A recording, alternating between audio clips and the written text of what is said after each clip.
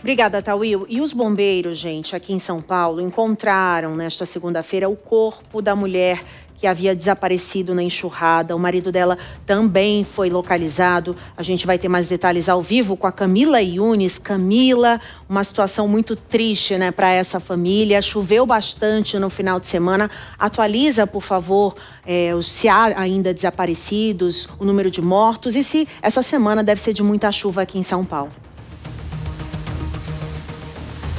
Oi, Márcia, boa tarde para você, ao Bruno, boa tarde a todos que estão com a gente aqui em tempo real.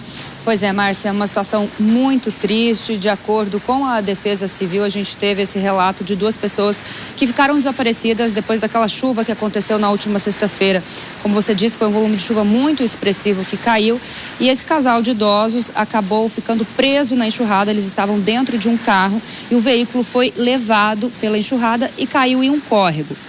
O marido de Maria Deusdete, Marcos Ribeiro, ele foi encontrado na segunda-feira, o corpo dele foi identificado, no sábado, e agora nesta segunda-feira o Corpo de Bombeiros identificou o corpo dessa senhora de 67 anos. Esse caso, ele aconteceu ali na Vila Andrade, na zona sul da capital paulista. E o corpo dela, da senhora de 67 anos, ele foi encontrado ali no Rio Pinheiros, na altura do autódromo de Interlagos. A família fez o reconhecimento, identificou que realmente se tratava dessa senhora de 67 anos que estava desaparecida. De acordo, Márcia, com a Defesa Civil do Estado de São Paulo, desde que foi implementada a Operação Verão, todo ano acontece a Operação Verão, que faz esse monitoramento. Então, contando o final do ano de 2025 e esse ano de 2026, já são 12 óbitos registrados em função das chuvas em todo o estado de São Paulo. Então, esse é o balanço que a gente tem com relação à atualização.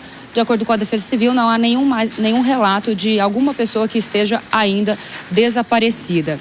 E com relação às precipitações, nesse momento, Márcia, chove aqui na cidade de São Paulo.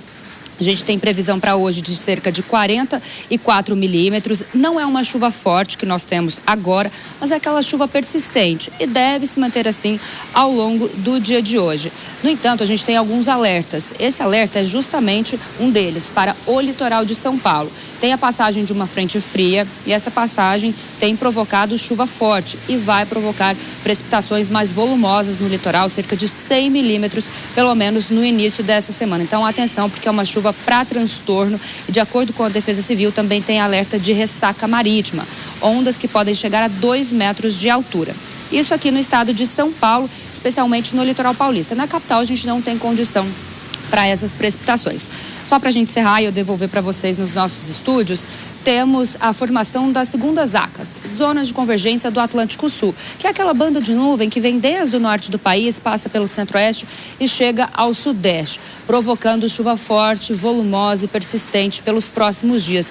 Então, até o final dessa semana, a gente tem condição de cerca de 200 a 400 milímetros de chuva em áreas da região centro-oeste, ali do estado de Goiás, região central de Minas Gerais, norte do Rio de Janeiro e também o Espírito Santo. Chuva forte, volumosa, que pode causar transtornos. Então a gente já está fazendo também esse alerta para essas outras áreas da região centro-oeste e sudeste do país.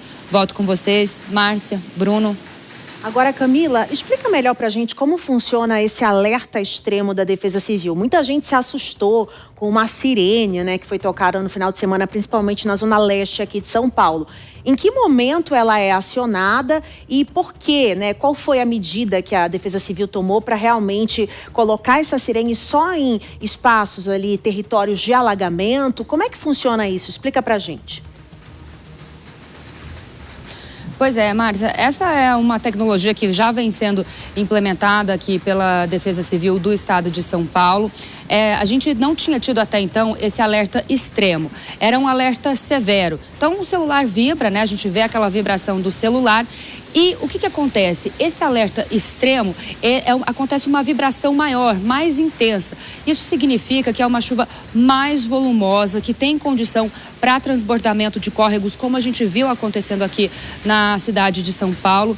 Então, isso significa, a Defesa Civil utiliza esse mecanismo para dar realmente a dimensão de que é uma situação diferente, é um cenário extremo e faz justamente para que a pessoa possa adotar a medida de se vai sair do local esperar um pouco, tentar esperar passar essa chuva, né? Se tem uma enxurrada, evitar, esperar a água diminuir, porque a Defesa Civil fala muito sobre isso, que é importante fazer esses alertas para que as pessoas tentam se manter em locais seguros. Esse é o objetivo.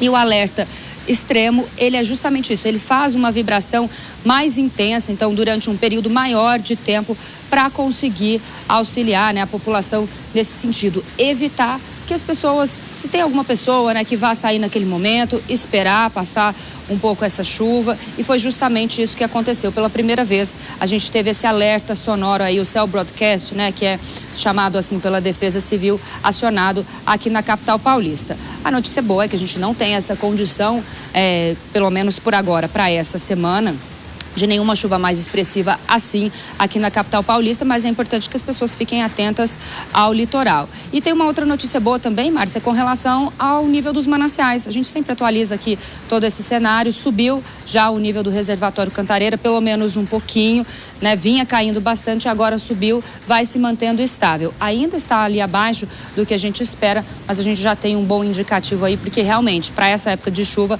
precisamos de um alento aí para os mananciais.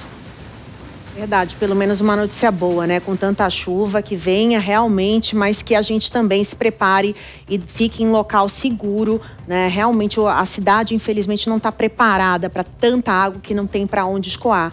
Camila, obrigada pelas suas informações.